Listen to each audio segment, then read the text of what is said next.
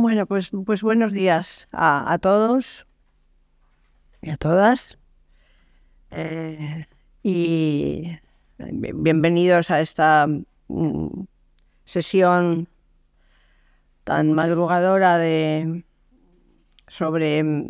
esto que me propuso Alejandro, que me pidió Alejandro de presentar o repasar o recordar lo que había sido el museo entre esos años, esos 13 años y un poquito, 2008 y 2021. He de decir que para mí no es nada fácil hacer un balance, y de hecho no voy a hacer un balance porque no tengo distancia suficiente, ni seguramente soy la persona más indicada. Solamente puedo recordar algunas de las cosas que hemos hecho y el por qué, y así todo me quedaré corta y será incompleto. Así que, como luego habrá también una mesa redonda al final, si alguna cosa ha quedado por aclarar o por desarrollar, pues quizá ese pueda ser el momento, aunque yo creo que de lo que voy a hablar lo conocéis bien, o bastante bien, muchos de vosotros, porque sois todos para mí casas muy familiares y con las que he convivido estos años y a los que he visto mucho por aquí, y he hablado y nos hemos visto en las exposiciones, etcétera, ¿no? Claro, tengo que empezar diciendo que para cualquier museo la renovación integral de una sede, como sucedió con el Colegio de San Gregorio en esas fechas en las que yo ingresé en el museo, en la dirección, pues es una oportunidad muy buena para pensar desde cero, ¿no? Para arrancar en un nuevo punto de partida, para abrir un horizonte de aspiraciones y de proyectos. Cuando yo accedí aquí, a finales del 2008, en octubre de 2008, me acuerdo que me encontré con Mónica por el camino y el primer día, y acababa de terminar la conclusión integral de la reforma, de la rehabilitación integral del edificio, que había sido una rehabilitación muy larga, muy complicada, fin, de muchísima envergadura, una inversión muy costosa por parte de la administración. Creo que fueron como unos 19 millones de euros, que entonces era una cantidad muy respetable. Y también hay que decir que fue un momento en el que la economía española pasaba todavía por una buena fase, y por tanto se emplearon los mejores recursos, buenos materiales, buenos equipamientos, etcétera, a pesar de que eso luego, pues en algunos casos, haya manifestado sus carencias, y ahora mismo sufrimos una crisis por culpa de lo que significa tener un edificio muy viejo y en algunos casos pues no perfectamente dispuesto para imprevistos como estos temporales últimos que tenemos, ¿no? Bueno, podría decirse así resumidamente que el museo había cerrado en el siglo XX y abría en el siglo XXI. Y esto era diríamos, un salto en el tiempo muy importante. Por tanto, cuando yo llegué, el edificio, como digo, había terminado su parte de reforma arquitectónica que habían llevado a cabo Fuensanta Nieto y Enrique Sobejano, que habían hecho y siguen haciendo todavía muchos museos por Europa, y me encontré con un edificio vacío o casi vacío y disponible, al que había que vestir, dotar, presentar la colección.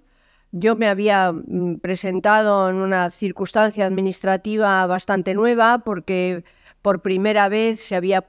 aplicado lo que se llamaba un documento de buenas prácticas, que significaba que el acceso a los museos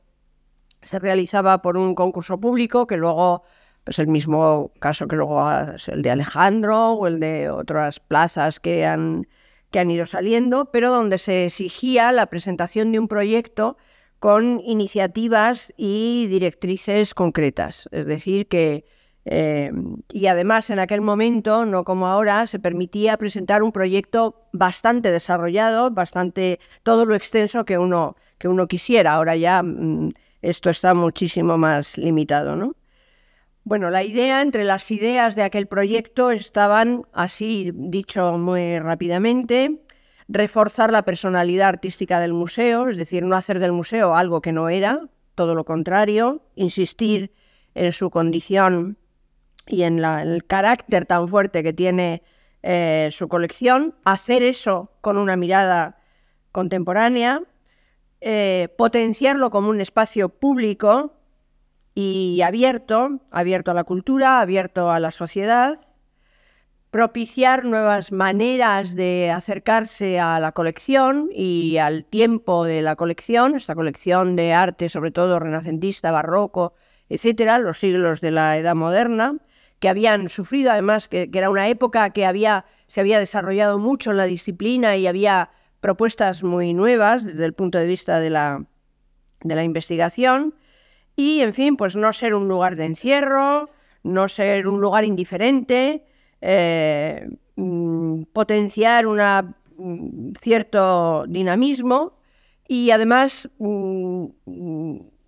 esa renovación debía ser una renovación radical. Y cuando digo la palabra radical no me refiero a que era una postura extremista en los contenidos, en absoluto, porque hemos sido muy moderados estos 13 años. Era radical porque afectaba al fundamento del museo de una manera completa. Es decir, no se trataba solo de tocar algunos aspectos, sino de redefinir, promover una nueva imagen institucional que se basaba en esas ideas de modernización, apertura, apertura una apertura con la conciencia, sobre todo, de ser un servicio público y lo que eso significa, y por tanto también una cierta responsabilidad política, en el sentido de la polis, o sea, que el museo está interviniendo en el espacio de la sociedad, está interviniendo en el ámbito porque toma una postura dentro de la sociedad en su manera de entender la transmisión del conocimiento, la transmisión de la cultura, la difusión de una colección, su programación, etcétera. También nos importaba mucho la idea de calidad, en la medida en que fuésemos capaces de ello. Claro, todo esto ha tenido siempre sus limitaciones. Calidad de los contenidos y coherencia en los contenidos, calidad de los gestos, también diría, y calidad de la visita para el público, ¿no? Hay una frase de un museólogo muy célebre que dice que los museos, para ser buenos museos, tienen que tener encanto y sillas, y en el museo siempre dimos mucha importancia a estas dos cosas. Procuramos que tuviese encanto y procuramos que hubiese sillas, porque ese confort de la visita nos parecía mucho, y de eso Marga y, en fin, los que trabajaban en ese área se ocupaban de ello. La primera tarea, pongo algunas imágenes que no voy a explicar, pero que son un poco ilustrativas de ese primer momento del museo, donde aquí son fotos donde se estaba instalando el retablo de Berruguete.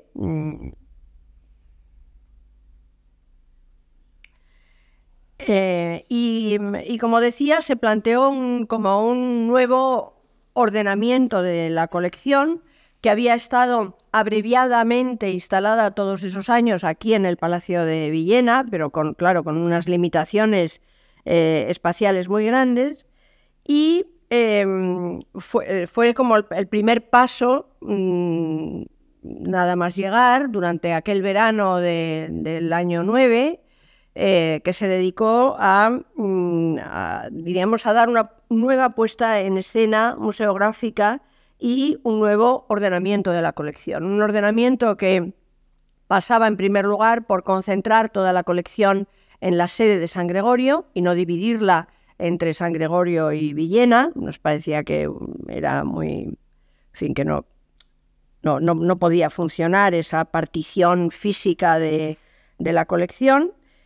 y que pretendía refrescar la mirada sobre una colección muy ideológicamente cargada, de la que mucha gente guardaba un recuerdo de su infancia, de su paso por la infancia,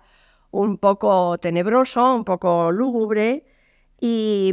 por tanto quisimos hacer como un espacio más secular, más abierto, más sereno, donde la contemplación fuese más fácil, donde las obras eran presentadas como realidades históricas, incluida también esa componente devocional, o sea, no solamente artística, sino también la función que habían cumplido en la historia de las devociones, y por tanto es una colección que tiene, como digamos, una componente antropológica, si se quiere, que había que poner de manifiesto, ¿no? En ese sentido, los museos están a diferencia de lo que sucede en las universidades, de donde yo venía, donde todo está muy compartimentado, los museos tienen la posibilidad de tener una visión muy global del arte, de la cultura, de las colecciones, etcétera, y por tanto encerrarse en una historia muy clasificatoria de los estilos, ¿no? Como se ve algunas veces en los museos, donde parece que se ha naturalizado esta idea de que la manera lógica, y digo lógico entre comillas, de exponer es una sola y todo lo demás es heterodoxia, es un poco inmodesta y por otra parte bastante ingenua, ¿no? La colección es muy polifónica, tiene una realidad muy plural, habla de muchas cosas a la vez, dice mucho, ese es uno de sus verdaderos encantos, y por tanto esta idea fue un poco la que primó en la manera de entenderlo, ¿no? Hicimos un primer ciclo muy pronto con este título, El nacimiento de una nueva mirada. Voy a ir poniendo un poco recordando algunas actividades de aquellas fechas, con lo que queríamos dar a entender esto también, ¿no? Que las artes pasan sucesivamente por revisiones, por resignificaciones, y lo mismo que había sucedido en el cine, esa misma idea podía estar un poco presente, ¿no? Bueno, la instalación era una instalación, como digo, muy sobria. Yo creo que todavía 13 años después sigue funcionando muy bien, justamente porque no tenía pretensiones de ir más allá. Era una museografía muy contenida, donde la luz fue muy importante. Hubo en ese sentido técnicos muy buenos y instalaciones yo creo que muy acertadas en algunos casos. La instalación fue realizada sobre todo por una de las arquitectas del proyecto, por Fuensanta Nieto. En fin, me acuerdo del día que instalamos esta sala, estaba Miguel Ángel, no sé si te acuerdas, Miguel Ángel Marcos. Y bueno, yo creo que siempre ha sido una instalación que ha funcionado bastante bien, la verdad. Abiertamente, manifiestamente mejorable, porque el edificio tampoco es fácil, ¿no? Bueno, ese fue un aspecto importante de los primeros momentos. El edificio se inauguró así en septiembre de 2009 y empezamos a hacer una programación que queríamos así, una programación intensiva. El equipo en ese momento era un equipo muy experimentado, muy profesional, muy comprometido con el museo. Esto es una cosa que siempre ha sido muy, muy manifiesta. Yo, que vengo de la universidad, donde hay ningún compromiso con la institución, de desvinculación total. En el caso del museo, desde la primera persona hasta la última, hasta el vigilante de seguridad, es gente que siente por el museo un afecto, una empatía que hace que todo sea muy fácil y que sea muy cómodo trabajar, porque hay verdadero entusiasmo por los proyectos. Y empezamos entonces una actividad en la que, tomando la colección, porque esto ha sido siempre muy importante, tomando la colección como apoyo, como la caja negra del museo, como el punto fuerte, a partir de ahí se permitía, a través de las exposiciones temporales, hacer estas exploraciones hacia otros terrenos que revertían sobre una nueva mirada sobre la colección, ¿no? Había como esta especie de bucle entre actividades, programación, colección, etcétera. Tuvimos un golpe de suerte muy grande, porque cuando el museo acababa de inaugurarse, paralelamente se estaba gestando un proyecto en Londres, que era esta exposición de lo Sagrado Hecho Real, que no sé si tengo las... no tengo las diapositivas exactamente ordenadas como voy a contar esto, pero no importa mucho, porque todos seguramente tenéis en la cabeza aquella exposición. Y era una exposición inicialmente prevista para presentarse en Londres y que luego viajaba a Washington, pero logramos, y esto, en fin, ahí el Ministerio también anduvo muy diligente, pedimos desde el museo que esa exposición tenía que venir a Valladolid, y tuvimos la enorme suerte de empezar la programación de exposiciones temporales con un gran proyecto internacional que llamó mucho la atención, que fue muy importante para la percepción de lo que era el arte barroco español en el mundo y lo que era la escultura española de esos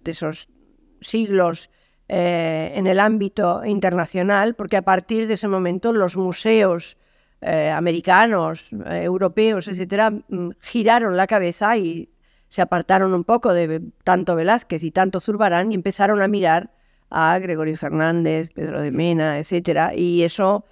diríamos, ha sido un proceso que no ha hecho más que crecer y que en este momento está muy en auge, y creo que ha sido muy bueno porque el museo ha acompañado ese proceso muy bien. Querría decir que aunque diríamos lo más llamativo y, claro, lo que ha tenido más proyección exterior han sido las exposiciones temporales, en realidad eso se concebía dentro de una programación global en la que había muchas más cosas y que estaba muy directamente imbricada siempre con la exposición. Hemos programado, como todos sabéis,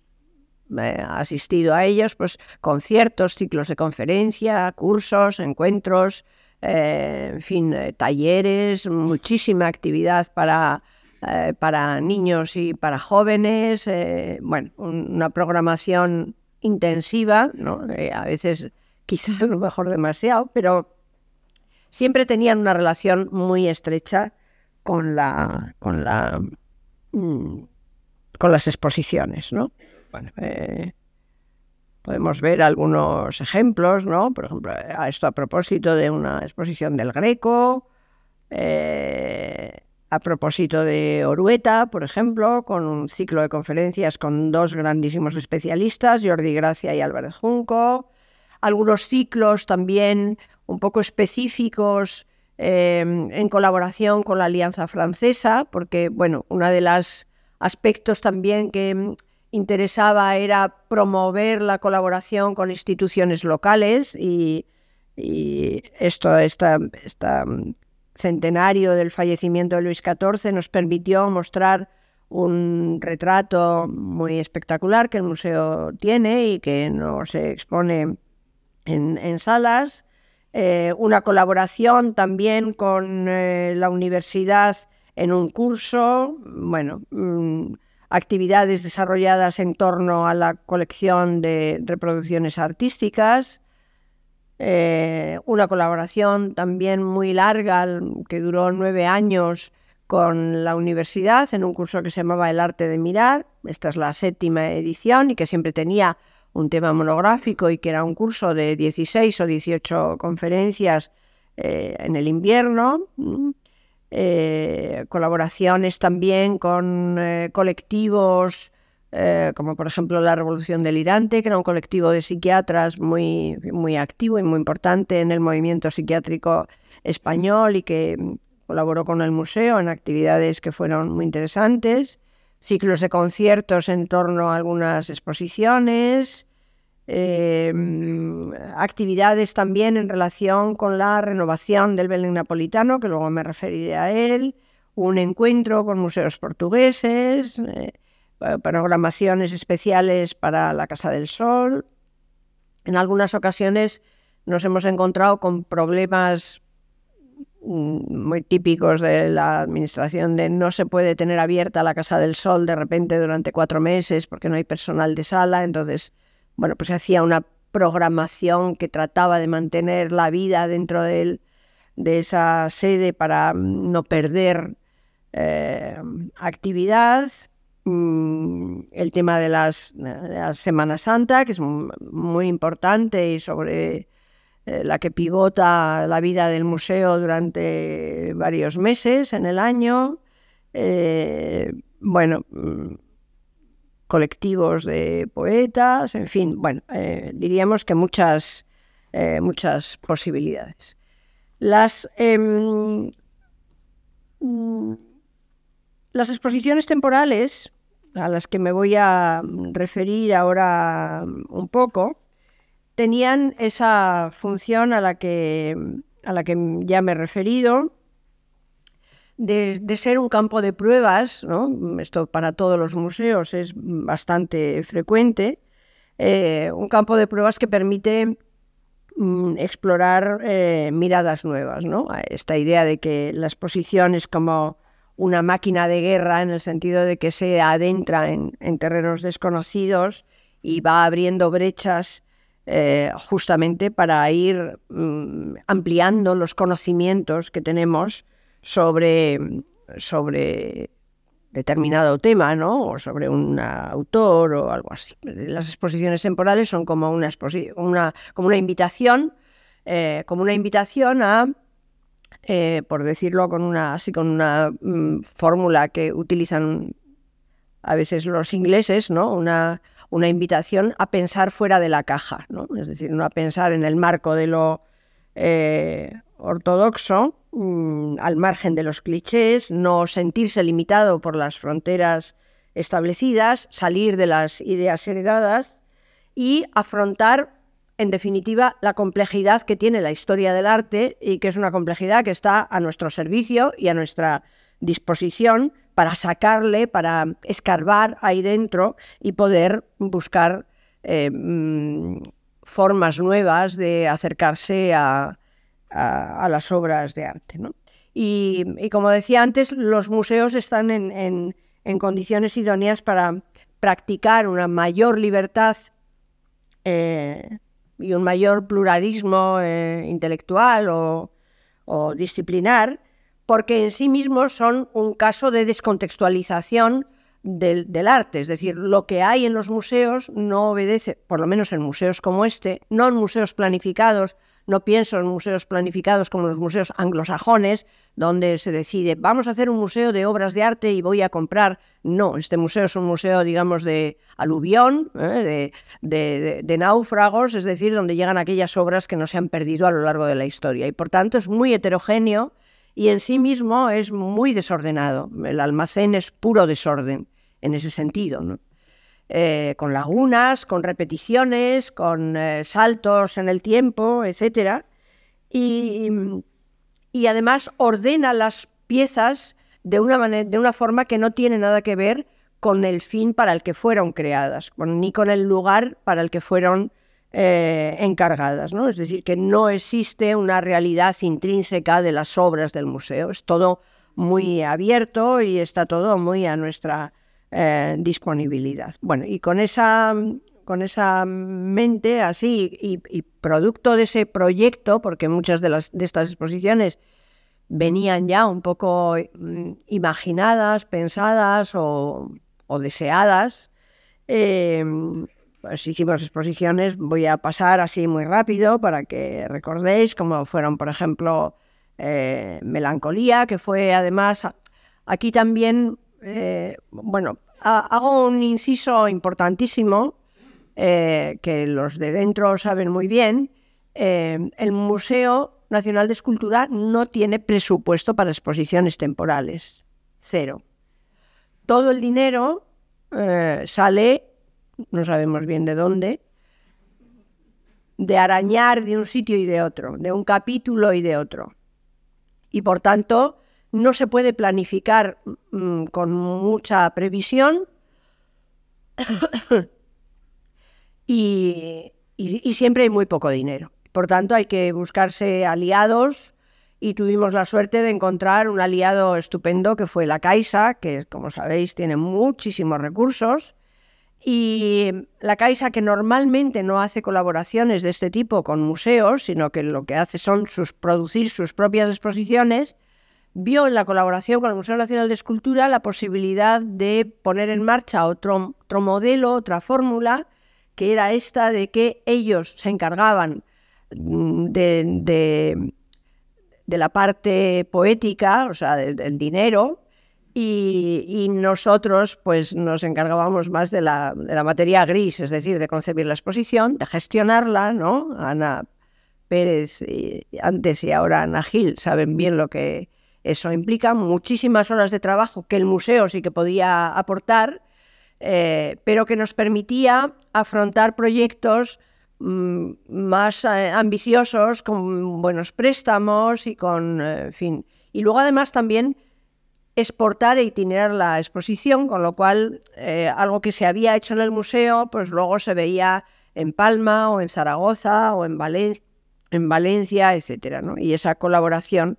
pues luego se volvió a repetir con la última exposición que hemos tenido aquí, ¿no? Bueno, entonces No Infinito, pues Melancolía nos permitió traer obras de Londres y en fin, a un poco casi sin límite, ¿no? De varias ciudades francesas, etcétera, ¿no?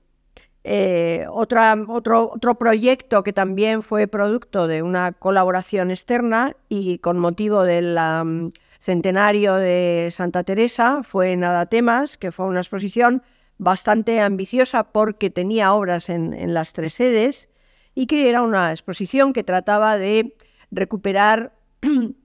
o de presentar la vigencia que el mundo del misticismo, lo sobrenatural, lo trascendente, etcétera, tiene en el lenguaje del arte contemporáneo, con obras estupendas como esta de Soledad Sevilla, de Anish Kapoor, no me acuerdo el nombre, Viviola, etcétera, ¿no? Con obras fantásticas como esta que había en la sala 5. Hubo otras exposiciones que, diríamos, tenían una finalidad muy importante, que era dar a conocer procesos internos de investigación o de restauración, como fue esta exposición que se hizo con motivo de la restauración del conjunto de toros y toreros, en la que no solamente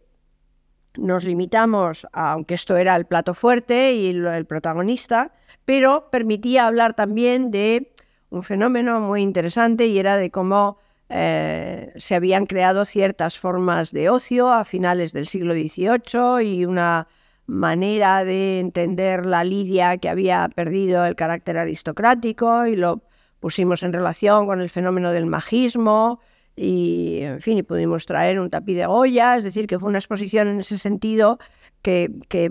tomando como apoyo una obra muy importante del museo, muy singular, una verdadera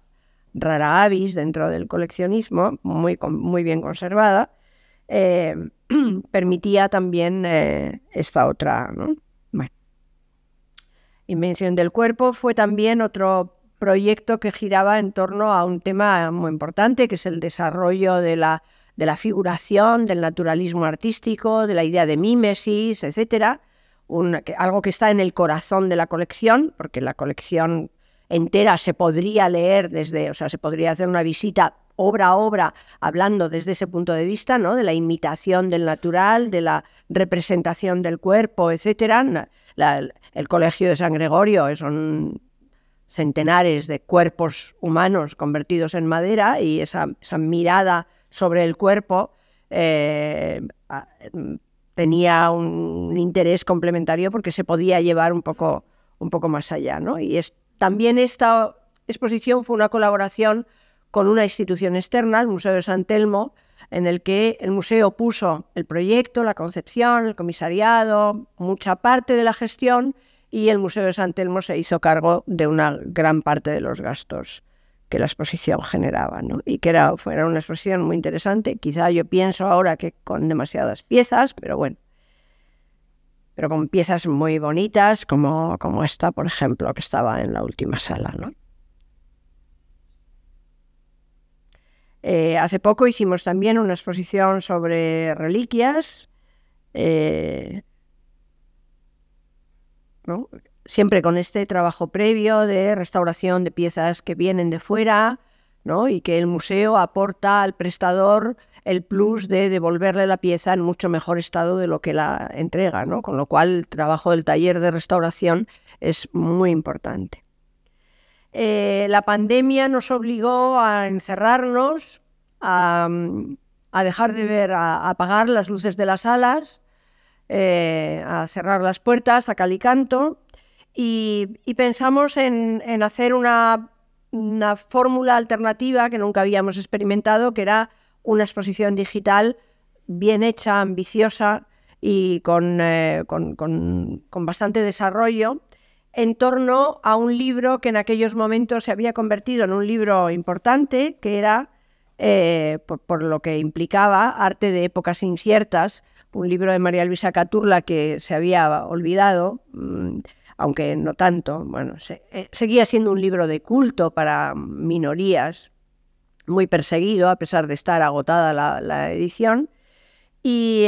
es un libro, además, que habla bastante de la colección del colegio, habla de la fachada, habla de Berruguete, y lo integra dentro de esta manera de mirar la historia del arte un poco en zigzag, en el que ella va recogiendo aquellos momentos de la historia del arte que no son los momentos cumbres, sino los momentos de crisis, los momentos difíciles, que son siempre momentos más interesantes porque están dejando de pasar cosas y empiezan a pasar cosas nuevas que no se sabe todavía casi ni lo que son.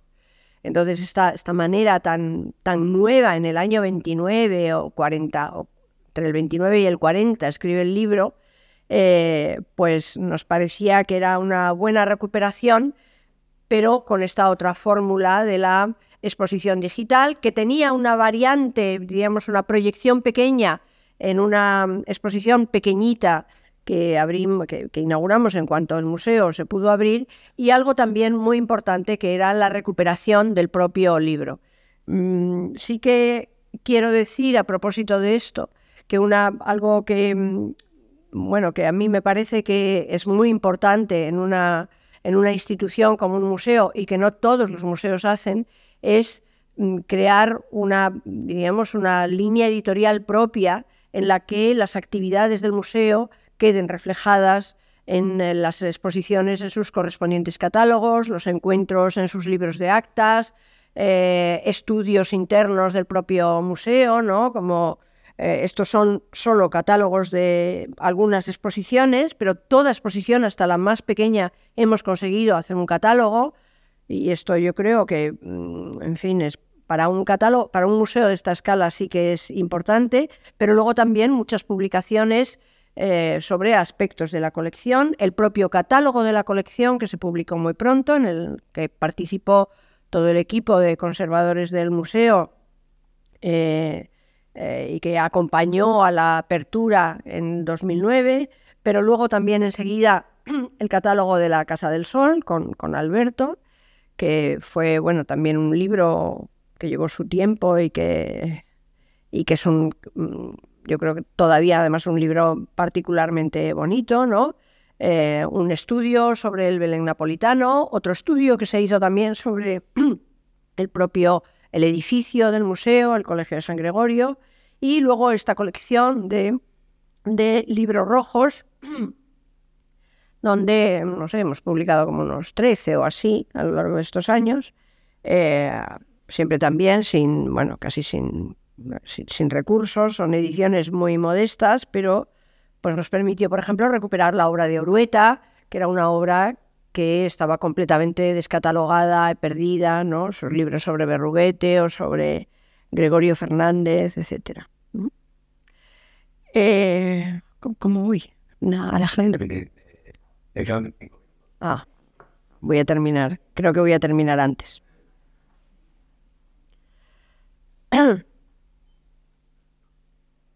Bueno, un momento importante también en la historia de estos 13 años fue un momento importante, yo diría casi desde el punto de vista patrimonial, el más importante, fue la incorporación de la colección de reproducciones artísticas que tuvo lugar en 2011. Esto empezó de una manera un poco titubeante, porque al principio iba a ser... A mí me gustaba esa colección, me parecía que era una colección que tenía, a pesar de ser solo copias, me parecía que ese hecho de ser solo copias le daba un atractivo especial y permitía contar muchas cosas de la historia del arte. Entonces esto empezó como un proyecto de exposición temporal para Villena. Pero la cosa fue creciendo y se vio la posibilidad de que el Ministerio incorporase esa colección entera a las colecciones del museo, las integrase dentro de la colección del museo, porque también es verdad que era el único museo, la única colección nacional perteneciente al Ministerio de Cultura que estuviese cerrada, porque estaban todas estas piezas estaban albergadas en el Museo del Traje, en Madrid, en los sótanos. Nunca tendremos una instalación tan bonita como el barullo que había ahí dentro, pero bueno, es verdad que no eran condiciones y que, en fin, estaba bien hacer algo con la colección, sobre todo darla a conocer, ¿no? Y entonces en 2011, y con bastante rapidez, para los ritmos de la administración, con bastante rapidez se puso en marcha el proceso de adscripción de la colección al museo, puesta en marcha de la sede de la Casa del Sol, la reforma arquitectónica de la iglesia de San Benito el Viejo, ¿no? Estas son más imágenes de la instalación allí. Estará la iglesia de San Benito el Viejo antes donde había pues parte de la colección, mucha piedra que luego ha tenido que ir a dependencias del ejército, que nos prestó unas naves en San Isidro para poder trasladar todo esto. Y bueno, esto se reformó mucho, un proyecto de Juan García de Cubas, yo creo que muy acertado. Y esta bella durmiente pues se despertó y ocupó este espacio. Estas son las piezas en el momento de ser montadas, ¿no? Y esta es la que ya conocéis todos, supongo, suficientemente bien, ¿no? ¿Qué ventajas tenía esta colección? ¿Qué atractivo tenía la colección de reproducciones artísticas? Bueno, en primer lugar, hay que decir que era, junto con la de la Academia de Bellas Artes de Madrid, la mejor colección española, la mejor colección de reproducciones en calidad. Hay otras en Bilbao y en otros sitios, pero nada que ver con la calidad técnica y con la antigüedad también. Esto ya en sí mismo es patrimonio, porque son todas ellas, ahora ya yo creo que son casi todas centenarias, y introducía además en el patrimonio del museo de repente una mirada nueva, muy atractiva, porque por un lado existía esta colección histórica, ¿no?, de las esculturas en madera policromada procedentes de las iglesias, etcétera, ¿no?, con una carga emocional muy marcada, y que crea una relación con la imagen, ¿no?, de una muy racional también, o la ha creado durante muchos siglos, por su carácter de casi, ¿no?, a las alusiones que tiene a una especie de presencia de lo sobrenatural, ¿no?, que era la función que cumplían esas imágenes, ¿no?, tener el carácter casi de, no de apariciones, pero bueno, que favorecían un diálogo con lo religioso muy, muy importante para la piedad cristiana, católica, sobre todo. Y esto otro que era un puro producto intelectual, una especie de museo de museos, una colección muy fría, no solo por ser blanca, sino porque no tiene esa componente de la obra única, ¿no?, ni crea esa relación. Pero es cierto que era una colección, primero era muy, muy interesante tener una especie de museo de museos, ¿no?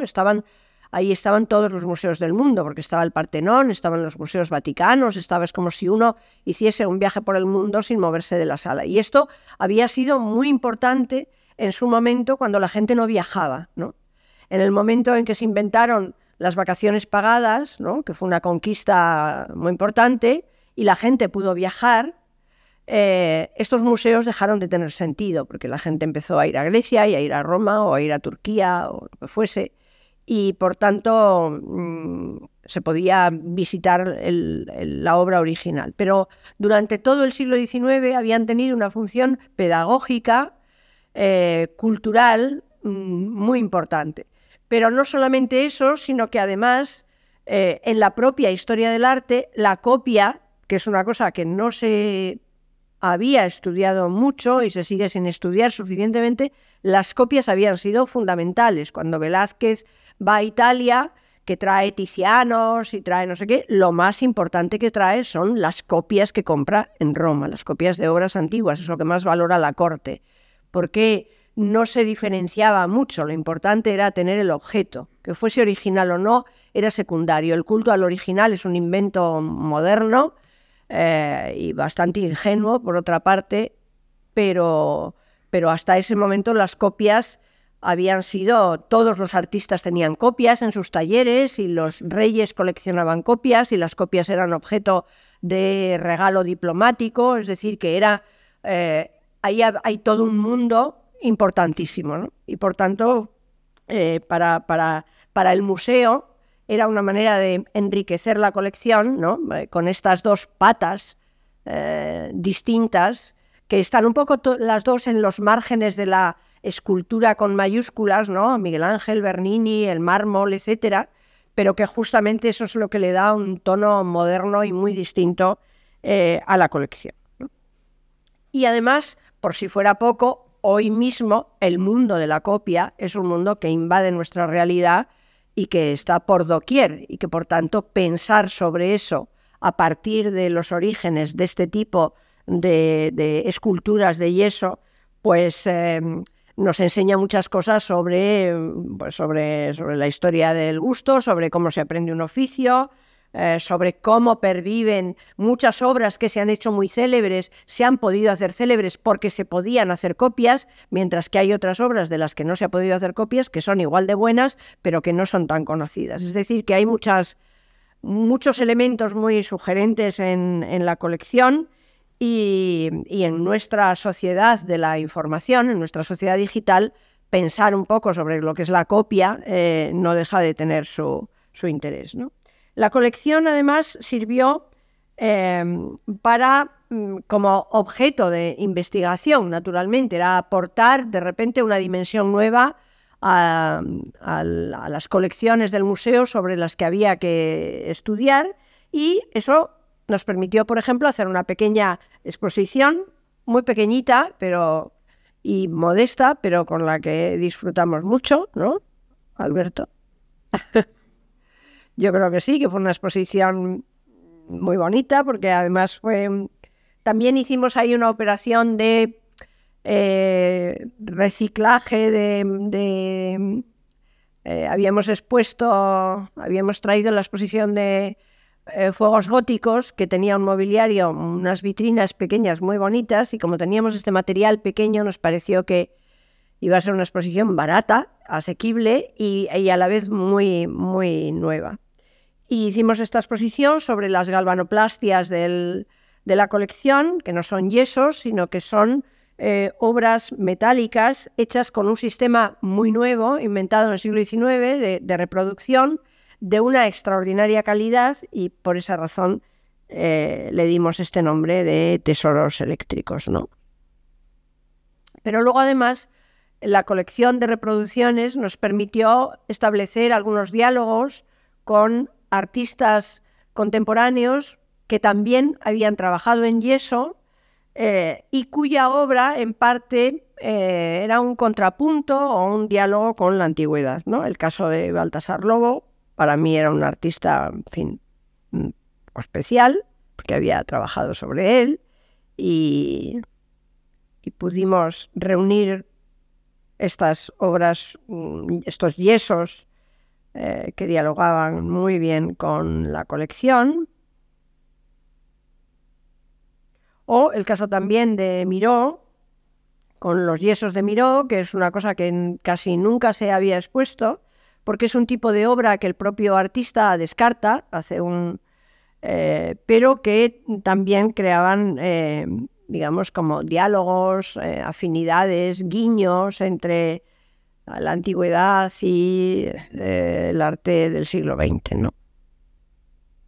Esta...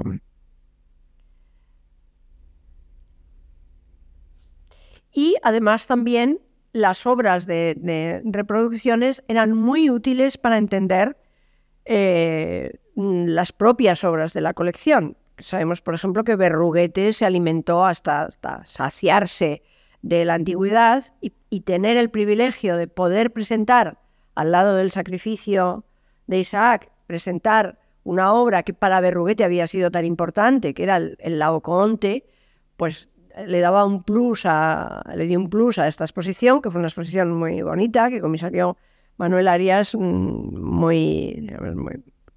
original, ¿no? No era una exposición sin más, ¿no? Una exposición monográfica, todo Berruguete. No, era una cosa, diríamos, intencionada, buscando un aspecto para entender a Berruguete de una manera un poco distinta, ¿no? Y paralelamente también el museo desarrolló fue procurando abrirse hueco, porque esto estaba también en las ideas iniciales, ¿no? Abrirse un hueco en el ámbito internacional. Era un museo de prestigio, pero permitió, justamente por el carácter de su colección y por el trabajo que se hizo aquí desde los departamentos del Departamento de Colecciones, del Departamento de Comunicación, de documentación, etcétera, desarrollar esta poco de proyección internacional, en la que pues, se ha hecho lo que se ha podido, pero bueno, ha estado bien. Ya ha hablado de Lo Sagrado Hecho Real, que fue esta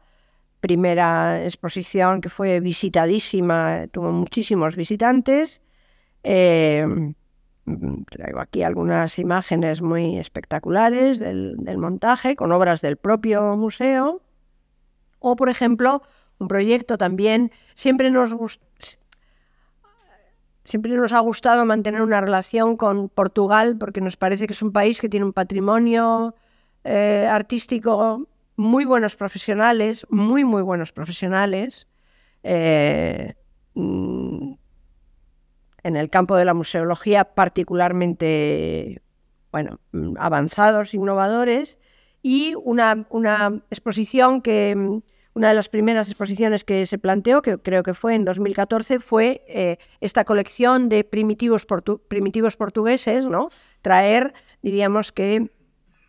unir a lo que teníamos nosotros aquí del siglo de oro español, traer su siglo de oro, que es la pintura del siglo XV, ¿no? Y fue una colaboración con el Museo Nacional de Arte Antiga de Lisboa, con la que luego el museo ha mantenido muy buena relación y colaboraciones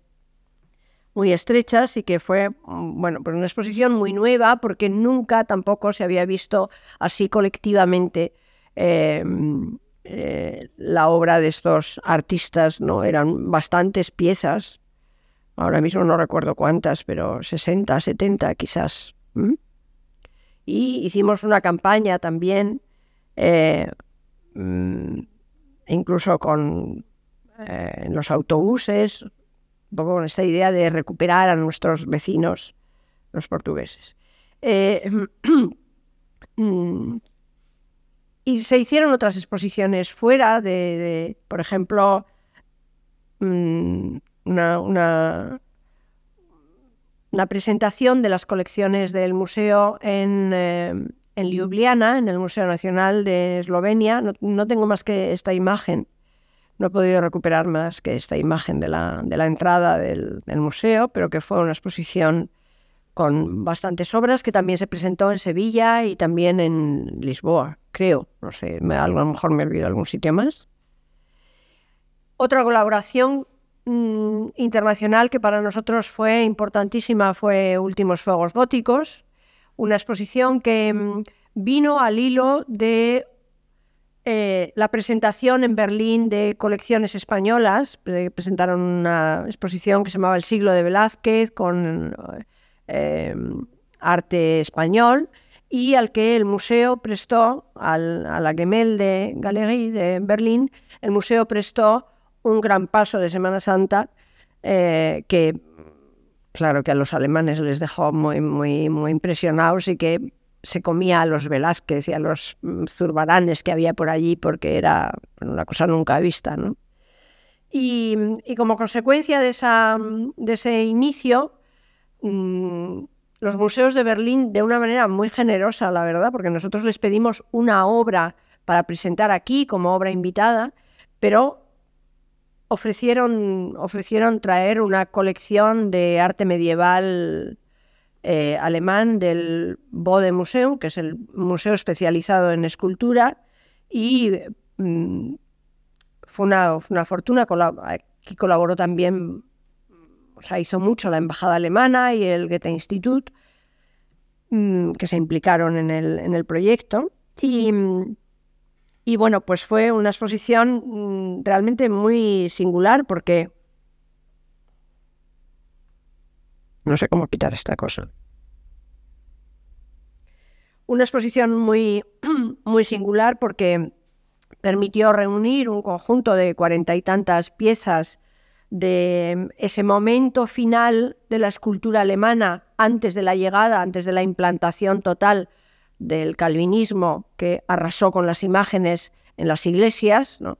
Y por eso se llamaba la exposición Últimos Fuegos Góticos, porque muchas de estas esculturas ardieron luego en las hogueras, pero bueno, también un poco por esta idea del gótico flamígero, y bueno, donde se presentaron obras como este conjunto de los 4 evangelistas de Riemann Schneider, que es una de las grandes obras del gótico alemán, y obras muy bonitas como esta Visitación, y que era interesante porque era un tipo de escultura en madera y por tanto hermana de la colección, pero a la vez completamente distinto, porque era madera sin policromar, madera de tilo, que se trabaja de una manera completamente distinta, y era también la primera vez que se presentaba en España así colectivamente la escultura alemana de esa época. Se había hecho una exposición en los años 50, creo, ¿no? Bueno, esta es una presentación del museo en un periódico alemán, un periódico importante. Y otra iniciativa también muy, bueno, para el museo importantísima, fue la presentación de la exposición de Berruguete en Washington, en la National Gallery de Washington, una exposición que contó con un comisariado del propio museo, Manuel Arias, junto con el responsable de colecciones de allí, y que fue una exposición, bueno, para el museo muy importante, claro.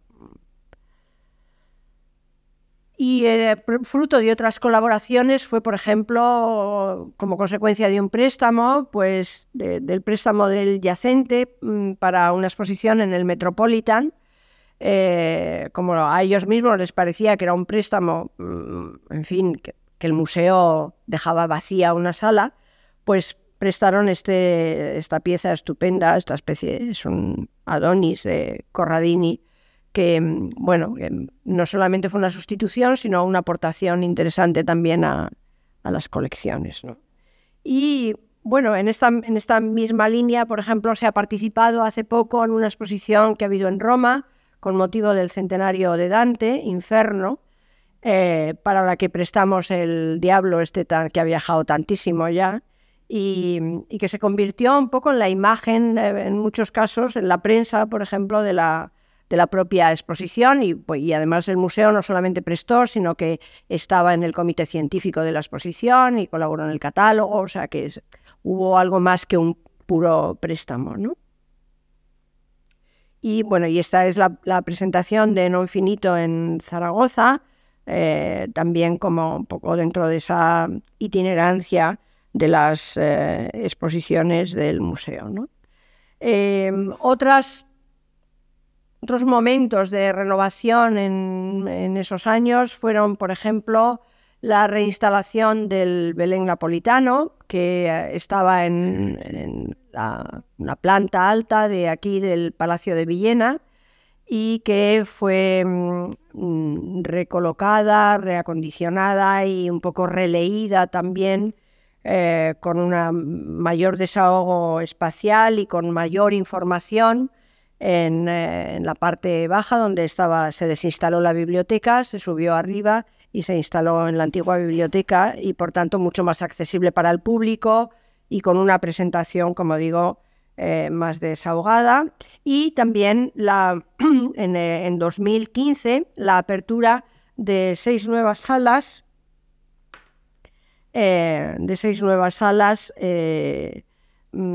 que lo que pretendían era como diversificar los contenidos del itinerario histórico, que estaba reunido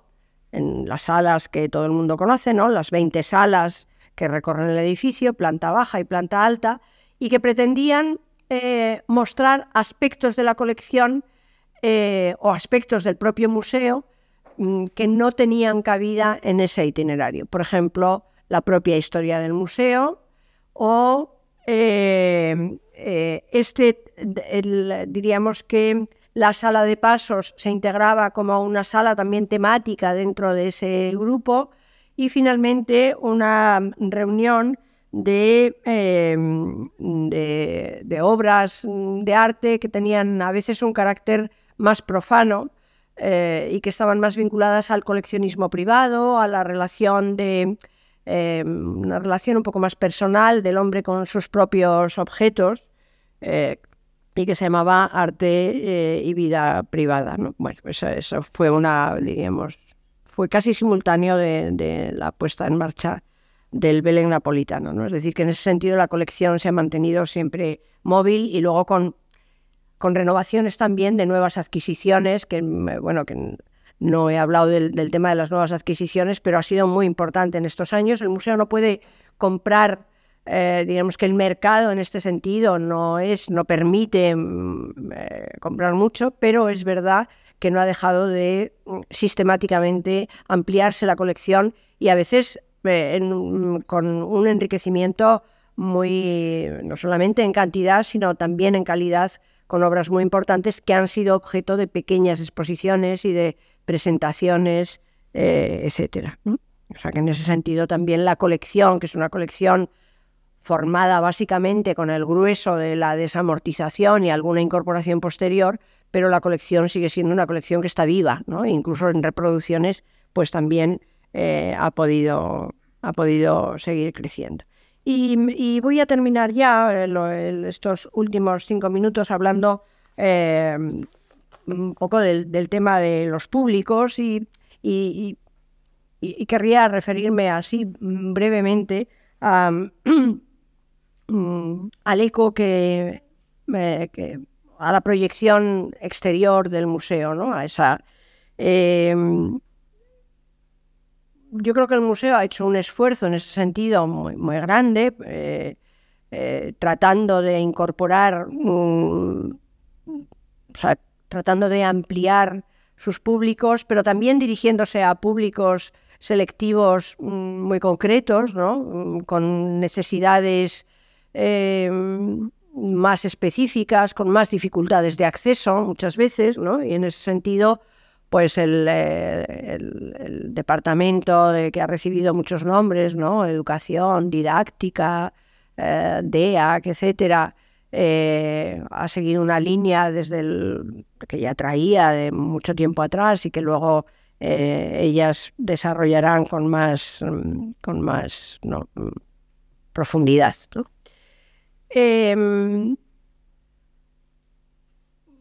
Sobre esto, bueno, poco tengo que decir. El museo sí que ha aumentado muy considerablemente en estos años el número de visitantes. Es verdad, hay que decirlo también, que han sido años muy buenos para los museos. Los museos se han convertido en los lugares privilegiados de la cultura, donde se puede hacer casi prácticamente de todo, algo que es bastante nuevo en el panorama de las infraestructuras culturales, este protagonismo que ha adquirido el museo, que ha sido creciente después de haberse muerto literalmente en los años 70. A partir de los 80 los museos cobran un auge en todo el mundo y en España, al hilo también de la llegada de la democracia y las inversiones en cultura, se ha sido un fenómeno que se ha alimentado y ha ido creciendo, ¿no? Y por tanto, la preocupación por traer públicos y por captar públicos ha sido muy importante. Yo creo que también esa acogida ha sido una acogida muy favorable diríamos, en la propia comunidad científica, o sea, que ha habido un eco de las actividades del museo en el propio mundo, ¿no? académico, etcétera. Creo que el museo ha logrado también, aunque esto es muy difícil y es una tarea incompletísima, pero sí que ha logrado integrarse un poco más en el tejido de la ciudad, ser una referencia dentro de la ciudad. Hemos colaborado estos años con todos los museos de la ciudad, hemos hecho exposiciones conjuntas con todos ellos, hemos tenido una colaboración especial con el Patio Herreriano, con otras instituciones, con colectivos culturales y artísticos, en fin, tantísimos que no voy a mencionar. He de decir también que el museo, y esto era más difícil a priori, ha tenido una acogida muy favorable entre creadores jóvenes y entre colectivos culturales, diríamos, un poco más alternativos, que se mueven en la ciudad, pero que se han acercado al museo y han encontrado aquí la posibilidad de colaborar en muchísimas actividades. Y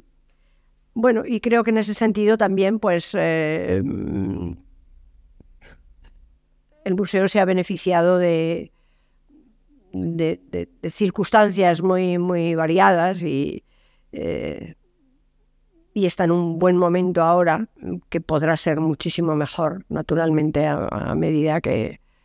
se vayan haciendo muchas más cosas, ¿no? Así que nada más, muchas gracias.